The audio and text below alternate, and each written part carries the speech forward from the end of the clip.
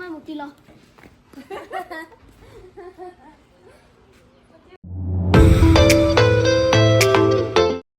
Hello everyone, welcome back to my channel. আজি এই ভিডিঅ'টো যেটা শ্বুট কৰি আছিলোঁ মই মানে বিৰাতে খুচি লাগি আছে কাৰণ আজি বহুত দিনৰ মূৰত ঘৰত গৈ আছোঁ যোনবিলাক মানুহে বেলেগত থাকে বা যোনে যোনে বিয়া হৈছে সিহঁতে চাগে এইটো ফিল কৰিব পাৰে যে ঘৰত যোৱাৰ এক্সাইটমেণ্টটো কেনেকুৱা মানে ৰাতিপুৱাৰ পৰাই ফূৰ্তি লাগি থাকে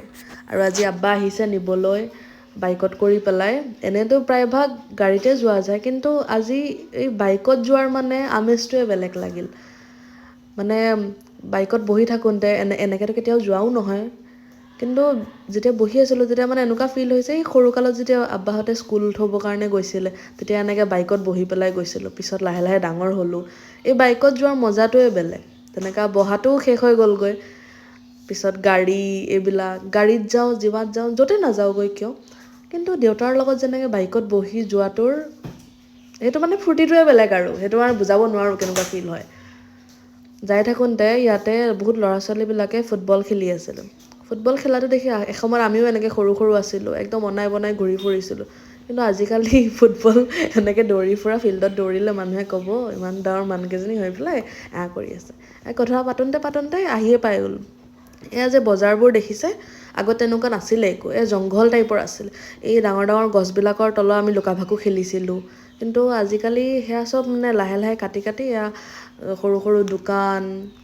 ম'মৰ ষ্টল চাওমিনৰ ষ্টল কিবা কিবি চব ধৰণৰ ষ্টল বনি গ'লগৈ যিয়ে নহওক আৰু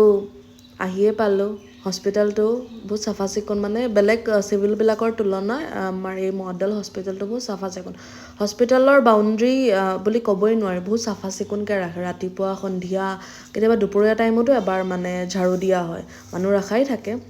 কিন্তু লেতেৰা যে গোন্ধ ফিল হয় যে হস্পিটেলবোৰৰ ওচৰত তেনেকুৱা ফিল নহয় এয়া আহি পাই গ'লোঁ ঘৰত বাইকত বহি বহি বতাহ লাগি থাকোঁতে ফিল হোৱা নাছিলে ইমান গৰম বুলি কিন্তু বাইকখন বন্ধ হোৱাৰ পিছত যেতিয়া ঘৰত আহিলোঁ ইমান গৰম লাগিছে আগে ভাগে এচিটো অন কৰি লৈছোঁ ইমান গৰম লাগি আছিলে তাৰে অলপ পিছত ফ্ৰেছ হৈ পেলাই আম্মা আব্বাৰ লগত লেকচাৰ মাৰিব বহি গ'লোগৈ এইটো হ'ল আমাৰ ফেমিলি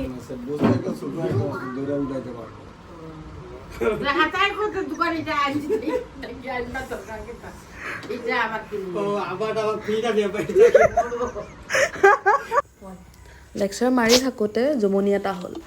আজি মানে 3 দিনমান আগত ল'ৰাটোৰ কাৰণে ডাম্বল কিনিছিলোঁ তেতিয়া মানে আব্বাই সুধিলে ডাম্বলটো কিমান ৱেইট হয় মই ক'লোঁ এটা 2 কেজিকৈ মায়ে আগৰ ডাম্বলখিনি নুশুনিলে 2 কেজি ৱেইটটোহে শুনিলে মায়ে উঠি পেলাই ক'লে কিহৰ 2 কেজি ৱেইট এয়া আল্টু ফাল্টু বস্তু লোৱাৰ কি দৰকাৰ তাতে আমাৰ তাত ইমান ইটা পৰি আছে ইটা ফ্ৰীতে লৈ আনিলি হয় এইবিলাক কথা পাতি থাকোঁতে ভাইটিয়ে ক'লে বা তুমি আহিলা নহয় যোৱাচোন আজি তুমিয়ে চাহ বনোৱাগৈ তাকে চাহ বনাব লাগি গ'লোগৈ চবে মিলি এসাঁজ ভালে লাগিব মানে যিয়ে নহওক এই চাহত বহি পেলাই যিটো মানে মানে কিমান ধৰণৰ কথা উলিয়াই নহয় এইটো নৰ্মেলি নোলায় চাহত বহি এটা এটা মানে ইয়াৰ চিক্ৰেট তাৰ চিক্ৰেট আজি ইয়াৰ পৰিয়ালত এইটো হ'ল কিবা কিবি মানে কি ক'ম আৰু আপোনালোকে চাগে গমেই পায় এনেকৈ বহুত দিনৰ মূৰত আহি পেলাই মা দেউতাকৰ লগত যেতিয়া বহি চাহত সেইটো টাইমত কিমান ধৰণৰ যে নতুন নতুন কথা উলিয়াই আৰু এয়া চাওকচোন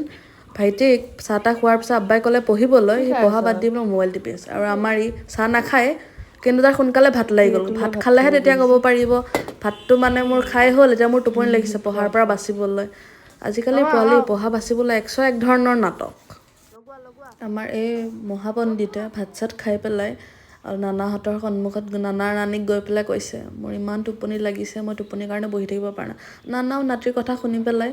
যোৱা ৰাতি বহুত হৈছে নহয় এতিয়া খোৱাগৈ যোৱা ইয়াকো লগাই দিয়া ৰাতিপুৱা সোনকালে ৰাতিপুৱাতো এই 10টা বজাতে উঠে কিন্তু সি ভাত চাত খাই ধুমাধুম টোপনি মাৰিব যায়